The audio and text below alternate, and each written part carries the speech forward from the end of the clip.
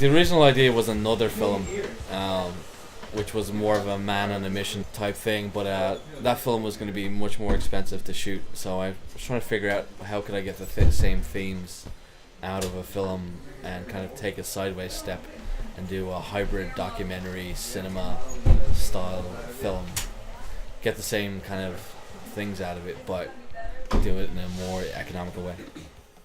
My name is Clayton Haskell. I'm the DP of Portrait of a Zombie. I don't know how I got roped into this. The look of the film is kind of unique because it's a horror film that's shot in the daytime, and there's very few nighttime scenes in it, which is unusual.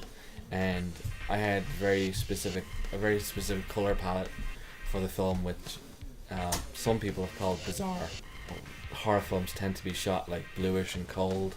This is not shot like that at all. So it's kind of there's a huge contrast in the way I'm doing it. You know, shooting in the house, I wanted it split up into specific areas. I wanted the kitchen to be very sunny and almost like a butter commercial. You know, you go into the living room and it's kind of salmony and a little weird and like an explosion of very strange colors. And then by the time you get to the bedroom, it's really green and creepy. And so dividing the house emotionally and dividing it from a composition standpoint was important to say, like, you know, the sun, you know, it's the happiness is in the kitchen and you know, with all the colours in the living room, that's where the family deals with all of their issues, and the monster is basically in the green box upstairs. We don't think that a zombie's point of view has ever been really captured before. I don't think anybody's ever seen what does a zombie see. I found a lens called a Lens Baby. It's sort of like a toy lens almost, and allows me to be able to get a sort of a tunnel vision where the focal point can be moved around the frame by bending the glass and shaking it in a certain way. So we use the Lens Baby on there for all of the zombie points of view. Bing likes to call it zombie vision. Also, it was very important that the cinematic pieces of the film and the documentary pieces of the film blend. So I wanted a lot of handheld for that. So 90% of the shoot is handheld, and it really works really well. Although it probably completely killed Clayton's shoulder. I just work here. I don't know. I turn the camera on and they do the rest.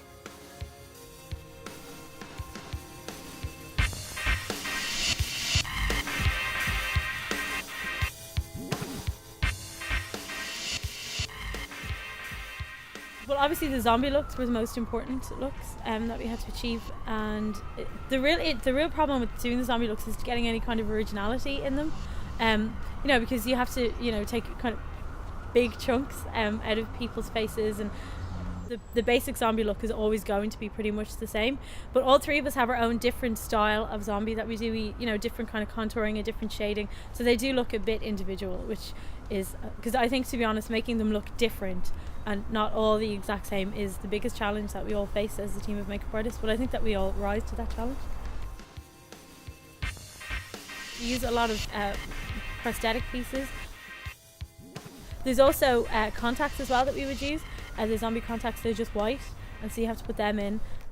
Basically for costume, Bing asked me to design a straitjacket for the lead zombie, Billy. So me and my cousin Tammy basically got it done in, I'd say, about 6 hours flat. We knocked it out. I had to stay up till 4 in the morning stitching it, but it came out good in the end. And then I got some blood and rubbed it on the front like you'd been eating, you know, meat and things like that. But then the straitjacket got too wet, so I'd stay up all night basically ironing it dry, and like tea stains my mouth's ironing board, but she still doesn't know. Billy's makeup was quite interesting. We had a foam latex piece. You're only really meant to use it once, but we had it for 11 days. So it got a bit tatty towards the end, so it was quite hard to try and blend the edges. At first it took him about half an hour to get the contact lenses in, And by the end of the shoot, he was a pro. He was getting them in 2 seconds. So it made the whole makeup go a lot faster once the contacts are in. The funnest things were making the brains and the bits of skull, bits of hair, the guts, and getting to see the zombies actually tear somebody open and use them. To get the initial zombie, you would get a sponge, a latex sponge. It's quite important to give a lot of texture to the zombie. So you put on a very pale colour. I would normally take a sculpting wax and I would kind of sculpt it together, and then I would always ask the actor kind of what kind of wound they want, because they often think of it themselves, and then you just kind of slather it on and you make it look as gross as possible, like skin is falling off.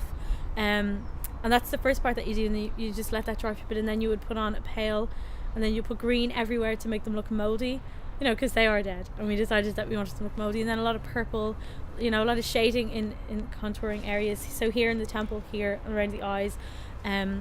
Yeah, and then basically after that it's just a load of blood, and I mean blood makes all the difference really.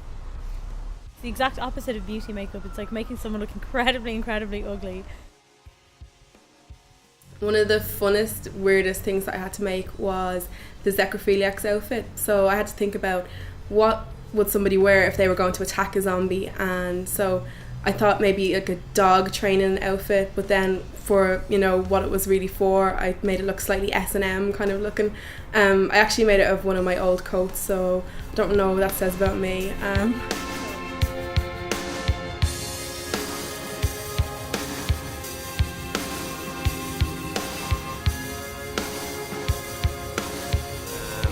Challenges, long hours, sometimes 15-16 hour days. Getting up early, I think that's the worst. Probably the stomach scene was probably the hardest. Took about 2 days to make. And challenges, getting this off your hands when you're finished. Well, the makeup's pretty tricky to get on and off. It takes a while and, you know, a lot of effort. And you can be waiting around on set a long time, but yeah, it's the same with every film you make, you know? Well, I guess they're not really fashionable. I guess they just wear what they were wearing when they transformed as a zombie, and I don't think they like shopping. I get a lot of horrible things done to me in the course of this film, and I ended up having to wear chunks of meat where my hand usually is. A lot of the times they're shooting certain places, so it is just hop the wall, get the shots and get out again. So then in themselves it's enjoyable, but it is a bit of a challenge. We work around the weather. So we knew it was going to be cloudy and sort of a dusk somber. It was sort of a Dull? It is dull. I didn't want to say dull. It is kind of dull and dreary looking. Same challenges on every shoot: money, logistics, scheduling. You know, SFX makeup takes a long time. Crews taking a long time. Locations can be very difficult. You can get a location and then lose it in a day, and then you're scrambling to find anything to replace it. And sometimes it works so good, and sometimes it doesn't work, and you've got to eat it or try and do it another day, or come back 6 months later and do it again.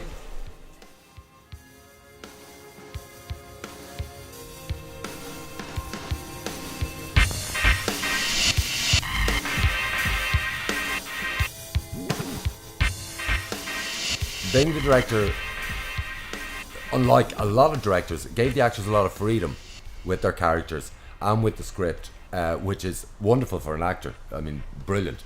And very few directors will give you that freedom. I'm not interested in giving them an emotional map.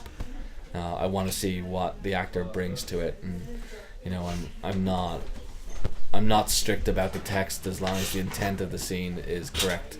You want to pay for all this? Well, yeah, obviously. Like, you're not paying for all of it, like, all of it. That's cool. I'll shake the film and get back. Get you the best win ever. Yay. Was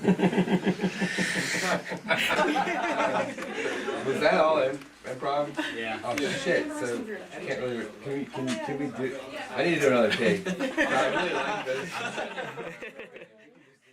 There's a humorous element in all of this, but it's also very serious. It's got many layers.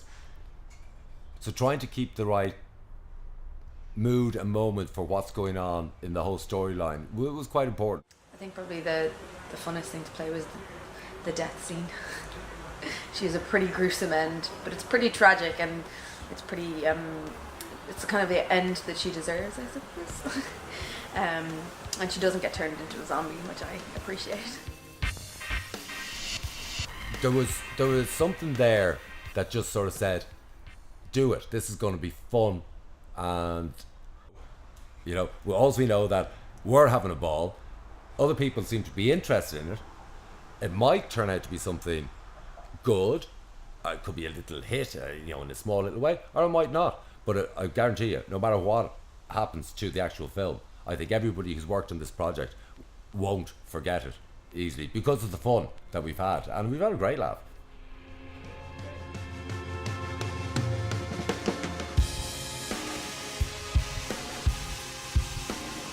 Oh man, likely event of a zombie outbreak, what would I do? What do I do myself?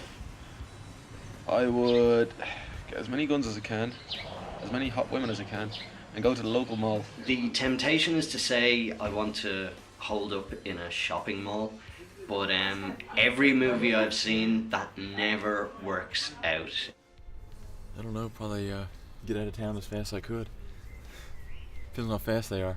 I have enough gas exactly to get to my aunt's house, which is about 100 miles up north. And my aunt has enough storage for like 1 year. And she has well water and solar power and actually a lot of ammunition, some guns, and there's a farm up there. I mean, we could eat our own, we could grow our own food in time. So I've actually really thought this out before. Probably getting a boat. Don't think zombies can swim. Zombie fish, that'd be some fucked up shit. I don't know if I'd be able to handle that. You can technically live forever in an oil rig, but you will get cabin fever.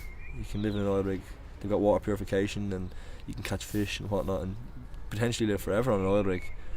But I mean, wouldn't you just rather be dead than be bored? I know I would, and that's why I enjoy this so much. Like, you know, unemployed doing this for free, but I'd rather be dead than bored, like, essentially. I have a friend of mine, she said she would just put like bacon around her whole body and just run into the zombies just to end it, just get it done with. So if you can't beat them, join them, right? Yeah, no, I'd slow down and try and act like a zombie, I think. But you'd also have to. I think if you knew the Thriller dance, you'd be doing all right. Yeah, that's you could, you know, you do a few. What would I do? I'd take them all out. I'd probably stock up on bottles of Buckfast and get real drunk very fast and see where that takes me. Zombie apocalypse. If I'm gonna die anywhere, I want to die in Vegas, so I'd go to Vegas. For ages, the flat I was living in, we had a zombie survival book on the cistern of the toilet. So it was good toilet time reading, if I dare say it. And there's some good tips in there, namely hiding in wheelie bins, always keep a baseball bat in the house, don't let them get up the stairs, and if you have a balcony, that's great. So I've picked up some handy tips along the way. They're already decomposing as soon as they turn into zombies.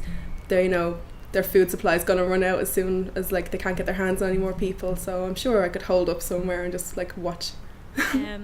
Well, I happen to have a bomb shelter in my back garden. I have a bomb shelterini like Ned Flanders, of course I have. So I mean, I'd retreat to the bomb shelter where I have a lot of food and weaponry. So yeah, I'd be fine. And people could stay here, only selected people who are in my gang. And, I don't have a name for my gang yet, but I will. I would. I've got Chuck Norris on speed dial, so I'd probably give him a call because I'm pretty sure he could take them on. But failing that, if you can't beat them, join them. I join them because like I wouldn't have to shower anymore because they're pretty stinking anyway, so it's alright. I've always thought that I'd head to somewhere like Island's Eye or something like that, some small island off the coast, and retreat there. Okay, I've gotta go and deal with these zombies. Befriend them. I don't know, ask you something else. Sure. These are painful. It's a zombie!